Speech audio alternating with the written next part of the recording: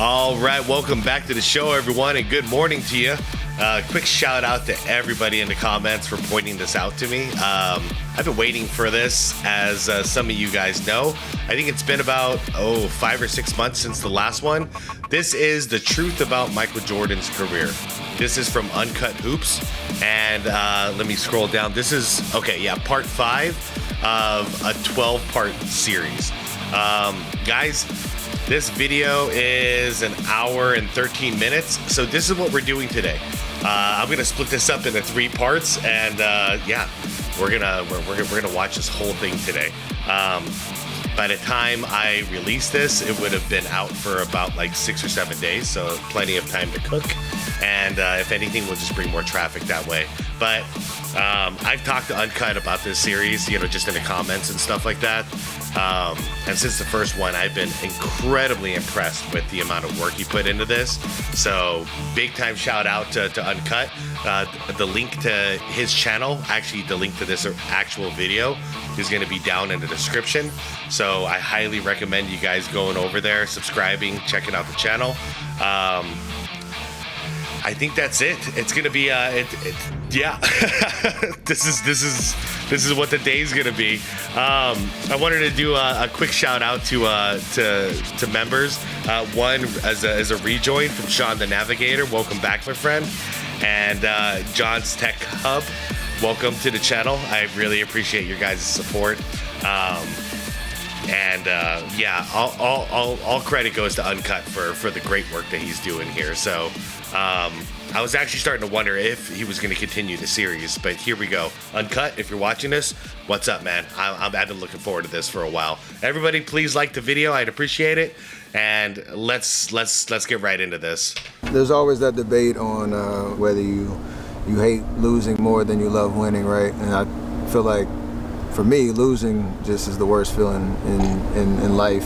For Michael Jordan, it's almost apocalyptic. After all, the only thing this guy can't buy is a trip to the NBA Finals. He said simply, we've got to take advantage of this. The chance may never come again. I hate losing. I mean, it's not even a question. But I have to respect losing, because losing is a part of winning. Yeah. You never just, win. You got to lose to win. Absolutely. What's your emotion now, Michael? Sadness, frustration? Sadly, I'm disappointed, because I wanted to go further. Losing is going to hurt. Absolutely. To a point where you would look at, how can I do things different? How can I change? How can I make this team better? And that's the thing about a team, and you know this too, is that before you can look at someone else, you got to look at yourself in the mirror, because that's how things get started, and you got to be willing to change. When it comes to Michael Jordan's pro basketball career, like many great athletes, there were ups, downs, uncertainties, and obstacles along the way. And like many players, Jordan had some certain moments that are pinpoint moments, fork in the road moments. One of those early on in high school, getting cut from the varsity team. A few years later in college versus Georgetown, hitting the game-winning shot in the title game.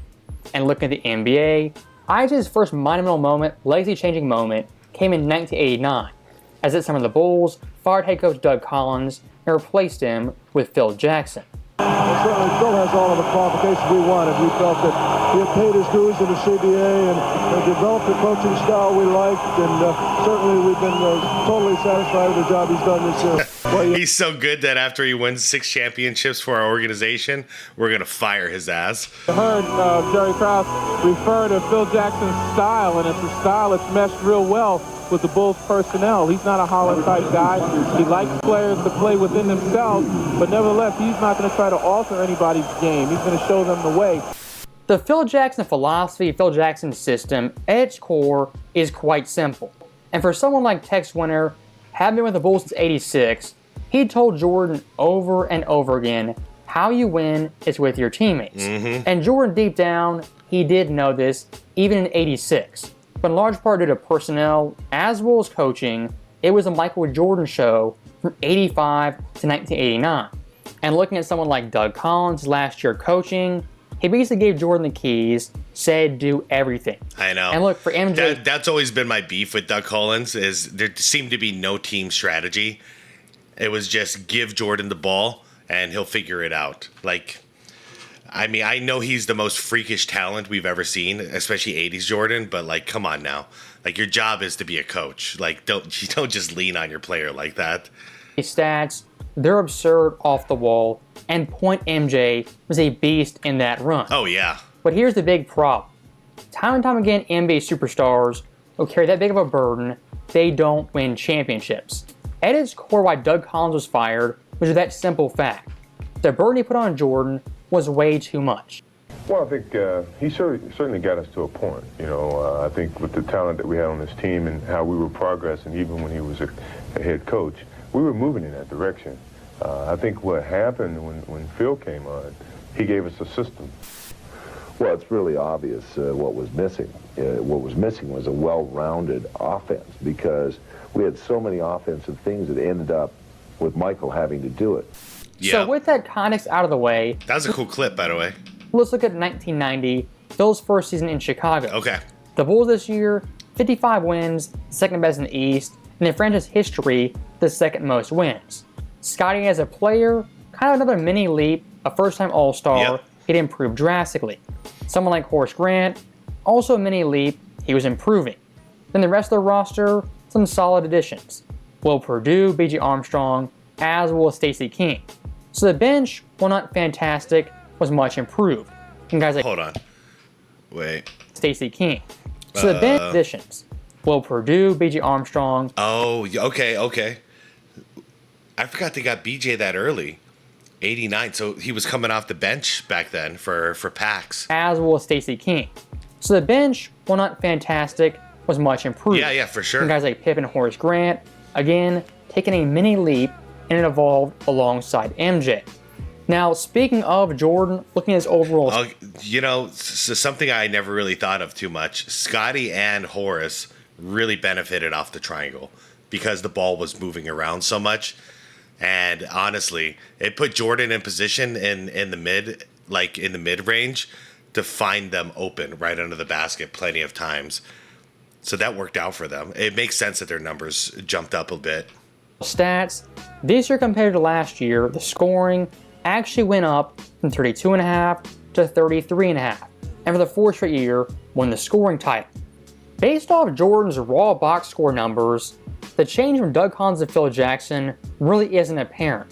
But looking at the games, watching the film, the Bulls team passing not just from Jordan, it's much crisper. You guys make the extra pass, extra effort to get teammates involved. 5 out of 5. Pippen. Yep, there it is. Dishes off to King. Side Horace Great minds think alike, gets uncut. out to Pippen. Scotty left corner to Jordan.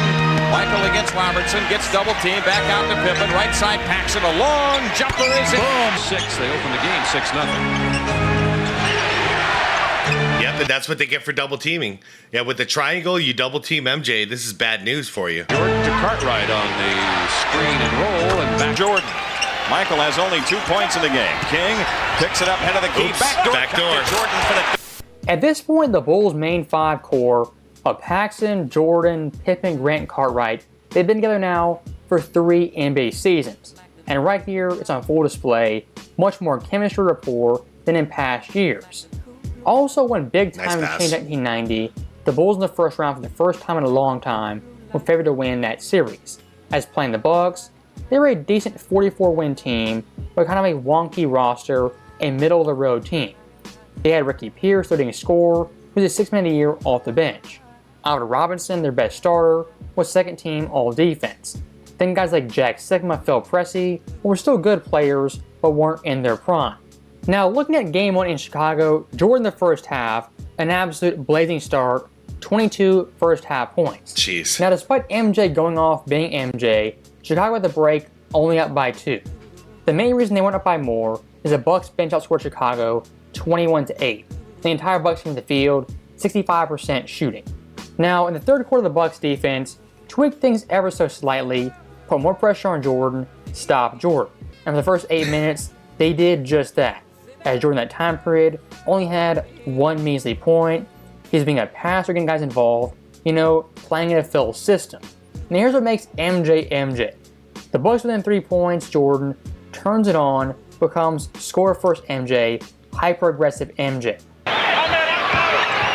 Jordan, power move to the basket, hard foul.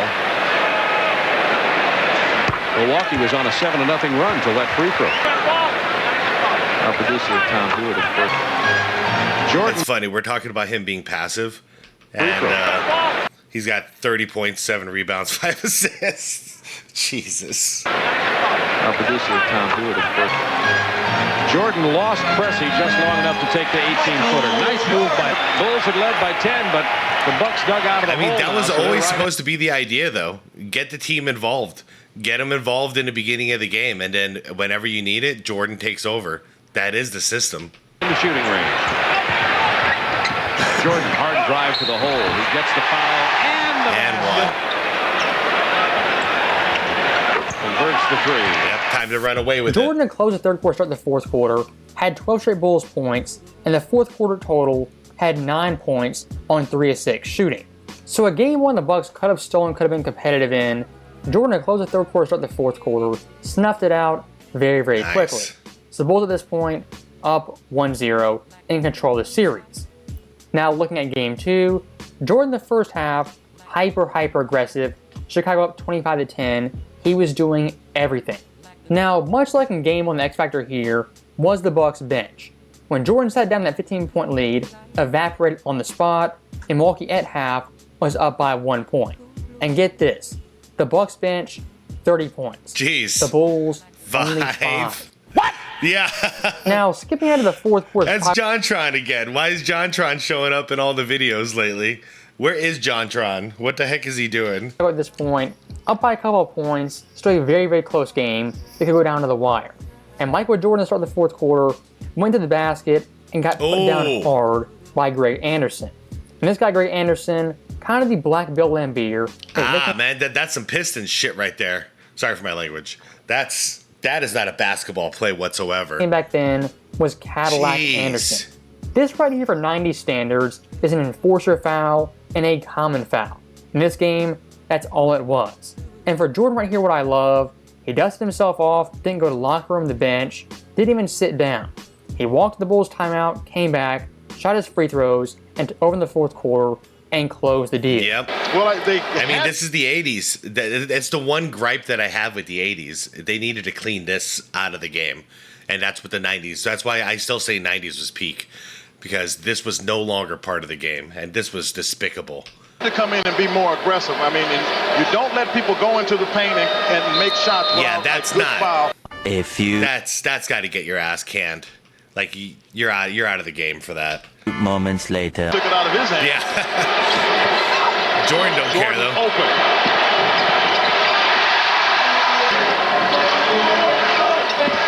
Jordan.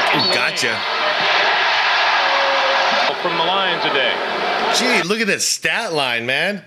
38, 10, and 5. 5 freaking steals, man. Yeah, what a ball hog with his 10 assists. And all he does is score, right? Yeah, with his 8 rebounds, 10 assists, 5 steals. He's just a scorer. 31 points. 105 to play in the game. Gotcha. Jordan, baseline. Oh, got the bucket. Hey, he's playing the back door here a lot you get in the the fans series. involved in the game. As much as you can, you obviously keep the ball in Michael's hand and let him try to take it to the basket. Double team. Where are we going? Where are we going? We going over here? We going over here? I'd probably go over here. Jordan, they've cleared out for him. He goes to the baseline. Double didn't commit. The double didn't commit. Chicago with the 1 full timeout and the 20 and the steal at half court. So that right there for Jordan, back-to-back fourth quarters in crucial spots, took over when it mattered most, and put Chicago over the top. They're up 2-0, commanding lead. Does that give him 6 assists? I'm sorry, 6 steals in that game with that last one? Now, Game 3 in Milwaukee, a do-or-die game for the Bucks. On their home floor, they're a much, much better team. As in the season, they were 27-14. Milwaukee. In the first half of this game, yet again, a very tough fight. As at the break, only a 2-point game. And for Alvin Robinson, a much improved game. And for John Paxson, 15 first half points. Nice. Now, once again, fast forward to the fourth quarter. Jordan heading in the fourth quarter had 36 points, on pace for a 50 ball. Are you kidding? Going into the fourth quarter, he's got 36. It's like game 1 and game 2. Jordan in the fourth quarter yet again took over. At the start of the fourth quarter, made his first 6 shots. Now here's the big time difference. Ooh, lefty. The Bucks every single time would match Jordan and even outdo him.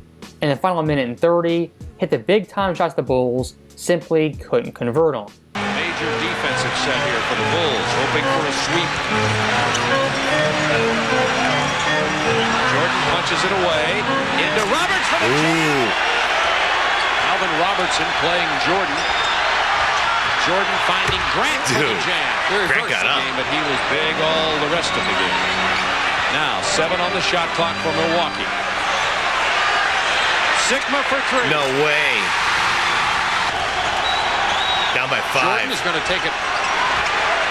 There you go. 3-ball. This is from long range. That's so it. that right there for the Bulls game, they could have won. That was the right look. I was thinking we need a 3, go to Paxton. Kind of squandered. And I know I say Paxton. Sorry, I've been doing it since I was a kid. I know it's Paxton. And Jordan's 48 points, it was all for naught. Yeah. Now, looking at the entire 1990 Bulls team, one thing you can say about them time and time again, they respond when they face adversity or face a pretty bad loss. And looking at Game 4, Jordan specifically came out on fire. Out of the Bulls' first 13 points, Jordan had 11 of them. When he checked out, they were up by 7. Nice. Now here's the problem. When Jordan checked back in, that lead had dwindled down to 1. So Go Jordan figure. comes back in, it's a 1-point game. From that point on, it was never close. 34-33 in an instant, it jumps to a near 20-point lead. Chicago, a 22-4 run, up by 17 at half. And that was the problem with the Bulls back then, because all the open looks that you're seeing these guys get are based off of Jordan getting double teamed and trapped. So there's always somebody open. But you take Jordan out of the equation, and there's not one single player on that Bulls roster that deserves a double team. No one's getting double teamed. And looking at the Bulls team, of course, typical of Jordan doing Jordan stuff, 17 points. But the one X factor was Will Perdue, who added in 10 points out of nowhere. Perdue, the first 3 games of the series, played a grand total of 0 seconds. Yeah, he'd do that sometimes. He would do that sometimes. It reminded me a little bit of he was like a tougher Luke Longley. Because Luke once in a while would just have a great game. And you're like, why can't you just do that all the time? You know? Or find some middle ground.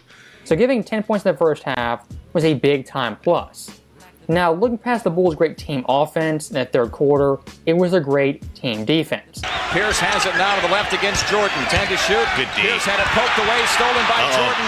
Low what a down hustle. on the floor. It's loose to Humphries. Oh, broken play. That was a good look.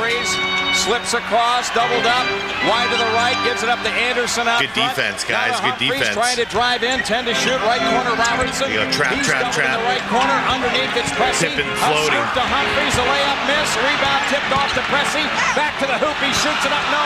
Head Neely has left corner, SlkEM launches the 3, rimming, no. Rebound tipped away to Lojas. Jordan knocks it loose on the floor. Look at this. Look at this hustle. All over him. Jordan what a game. Outside left, it's Pressey. Hook pass underneath. Get out of here. His shot. I know. Boy, that escalated quickly. Damn. I mean, that really got out of hand fast. I want to watch the Bulls this game. defense right there in the third quarter, they won this game for them, and they won this series for them. As in the fourth quarter, things really weren't close. Now here's one note I will make. This Bucks team in Game 3 and the entirety of Game 4 were very, very physical, borderline dirty versus the Bulls. Pack setting the screen for Jordan. Oh man, what a forearm. Pressey, low left against Paxson, doubled up. Underneath it's Anderson. They foul him. Chippy. He's gone. And look past those dirty fouls and cheap shots at Jordan the Bulls team. Why this series is so important, so notable, is that Jordan's teammates this series stepped up in a big time way. Scottie Pippen, 22.5 points. Horace Grant, 15 points. For the first time in Jordan's 6-year career, he had 2 separate teams in a series, averaged 15 points per game on above 50% shooting. That's good. And those two guys being so efficient, as was Jordan being efficient, what it was due to his Phil's system, equal opportunity offense, and great team passing they lacked in the past. Only Del Harris wants those type of shots that quickly.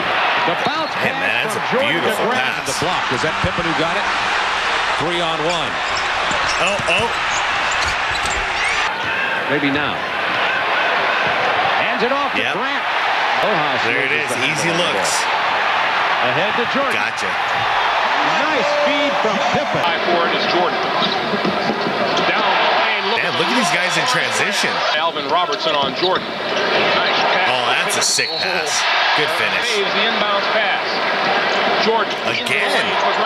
Right in the middle. And what's starting to be interesting, these guys have played together a couple years. Now, Grant knew where to cut, and Michael knew exactly where to find him. Finger roll falls, and Ricky Pierce had only... Good defense by the Bulls that trip down court. Jordan to Grant. Nice play. Nice give and go. Now, looking past that great passing of Horace and Pippen, let's look at Michael Jordan. Michael Jordan, the score. Wow, his free throws. Okay, this series. I was gonna say his average was lower back then. No, okay, just he was having a rough series. He scored 41 points a game though. His shooting percentage is 56%. It's wild scoring that with that volume of scoring. This series versus craziness. the Bucks, an absolute all-timer, as MJ's quote-unquote bag was unlike any player in league history. Michael would join this series on jump shots, 51% shooting. Fadeaways, 52%. Post-ups, 71%. Catch and shoot jumpers, above 60%. Pull-up jumpers, 45%. In the paint, 75%. And mid-range jumpers, 57%. Jordan. 5 on the shot clock. Jordan fakes Pierce into under a minute to play now. 45 seconds to be exact as Jordan works his way towards the baseline.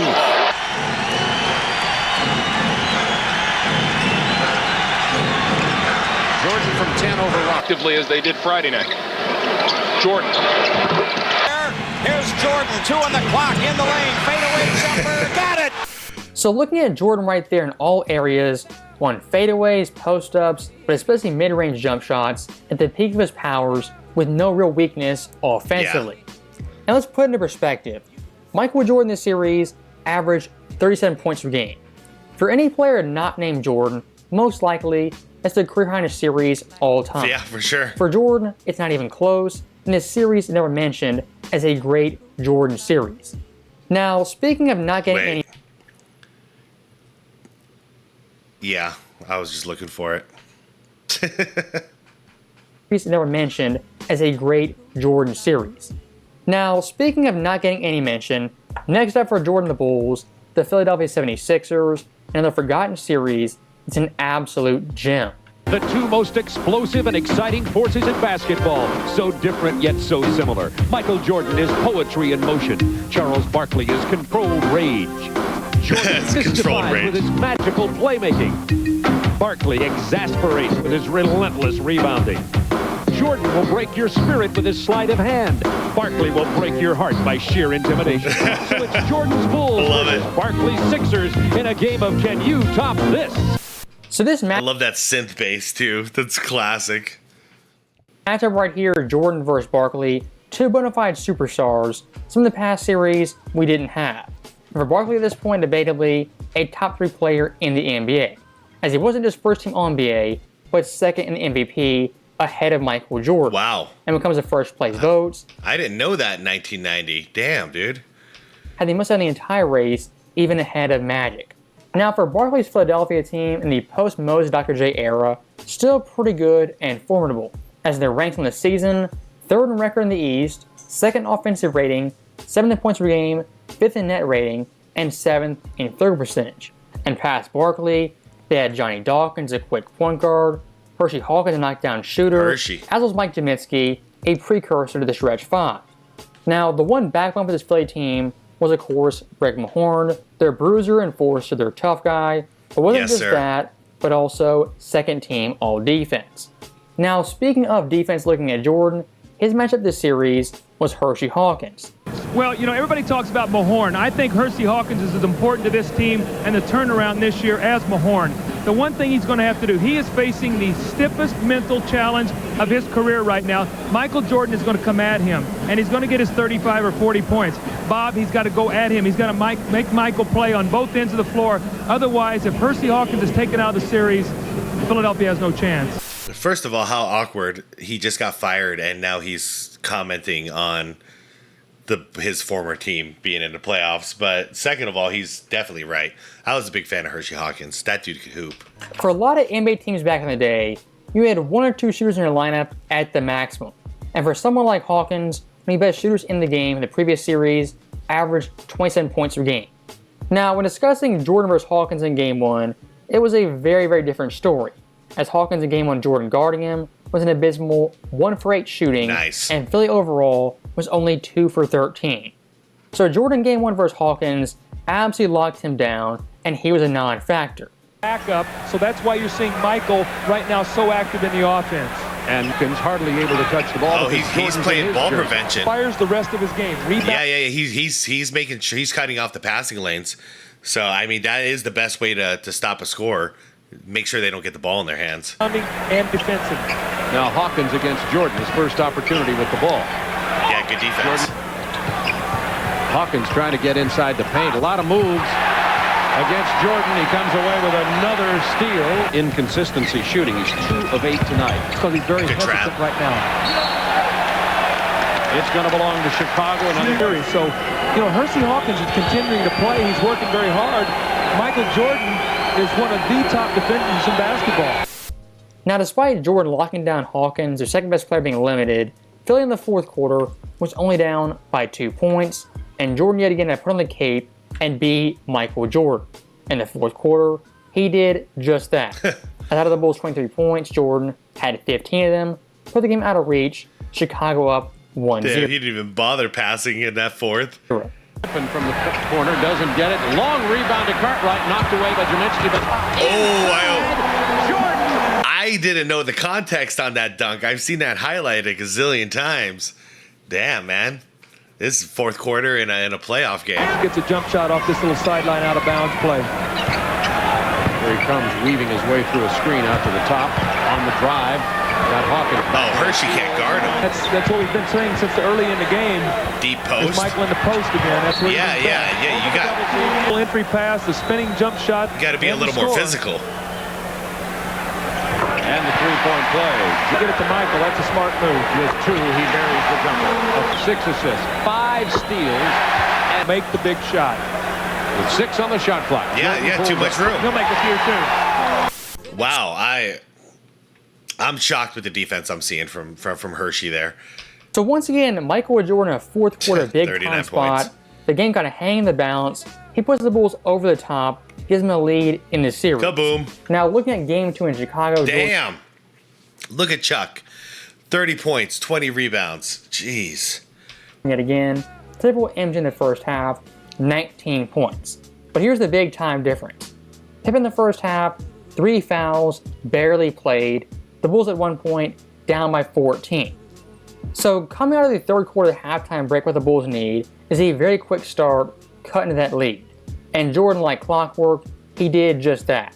The third quarter, 15 points, hyper-aggressive on both ends, killing the Sixers in the mid-range, getting into his spots, hitting layups, doing everything possible. So with Jordan being on fire, taking over. Damn, man. Look at this play. Hitting layups, doing everything possible. He didn't go away from the dump, but then again, this is... Imagine the anxiety here. You just caught the ball. You've got 1, 2 possibility, 3 possibility closing in on you. And he's going to do the unthinkable here. You usually don't see MJ do this.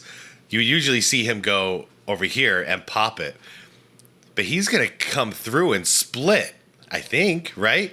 And he pop it around here? Possible. So with Jordan being on fire... That's crazy.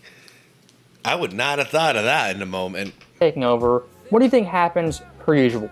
Rick Mahorn, hard foul, kind of a dirty foul that pissed off everyone. Everyone's nightmare, Michael Jordan in the open court. And Mahorn really nailed Michael. And here we go. That's the first thing you were waiting to see. Who was going to take the first foul, hard foul on Michael Jordan? Have instituted a no layup rule, and as Charles Barkley told me plain and simply, that means any bull running down the lane with an easy layup is going to be laid out flat. So that the Jordan rules apply for the rest of the East, I see. Right there for Rick Mahorn, the classic little love tap, the no layup rule being enforced on Michael Jordan. And that foul right there, I mean a pretty tough foul that does 2 things. Not only hurts Jordan, but mentally makes Jordan think, you know, I don't want to do that again. Yeah. Now, this game, too much like Game 1 in the fourth quarter, was a very tight ball game. As under a minute left, the score was a 1-point game. And guess what happened again? one. There's he in the post. There he is. They get it to him. He operates along the baseline. A couple of those in 99-96 Chicago. 10 seconds left on the shot clock. Michael is given a hug. Chicago wins this basketball game. You're going to have to point to two people and some talent. Gets the ball and tries to penetrate to the basket. He does. Sends it back across to Anderson. The Barkley's going to try another three. That's a blank. They won't go. So look, when it comes to 1990s Bulls, yes, they had Phil's philosophy, Pippen had improved, and Horace Grant taking tremendous strides. When it comes to fourth quarter clutch time, money time, what's the one constant theme that's always present? The guy gets the ball in the fourth quarter is Michael Jordan. Yeah. As great as SxADk was in the fourth quarter, wasn't a takeover guy. Every team needs a closer, just like every team needs an enforcer. Horace Grant, far from it. Guys like Paxson, Bill Cartwright, yes, could hit shots, but weren't fourth quarter clutch players who could take over ball games by themselves. And even looking at someone like Barkley, an all-time great player, Charles in the fourth quarter really wasn't a go-getter scorer like Jordan. And quite honestly, that's not a knock on Charles. As Jordan proves over and over again, he's a one-of-one talent, unlike any player to ever lace them up. Now, looking back at the overall... You know what? On that note, on that line, let's end part one. I'm trying to plan it out so it's literally like 1/3 of the video, and I think we're right there. So I'm gonna go ahead and stop this right now. So far, this is really, really interesting. The next video for the afternoon drop, I'm gonna do a second part of this, and then for the nighttime, I'm gonna do a third part of this, and we will then complete this awesome long video. So far, I'm loving this. If I'm not talking too much, it's literally just because I'm digesting the information, and that's why I love this series so far. From Uncut, it's because this is just straight up knowledge, you know, and context that we don't see, you know, on highlight reels and stuff like that. So anyways, you guys, no long intro. I'm gonna head out for now. I will see you guys for the next one, and we'll continue the journey. Guys, like the video, subscribe to the channel if you want more content like this. Hell, hit that bell if you want to get notified for the next one. And yeah, be water, my friends.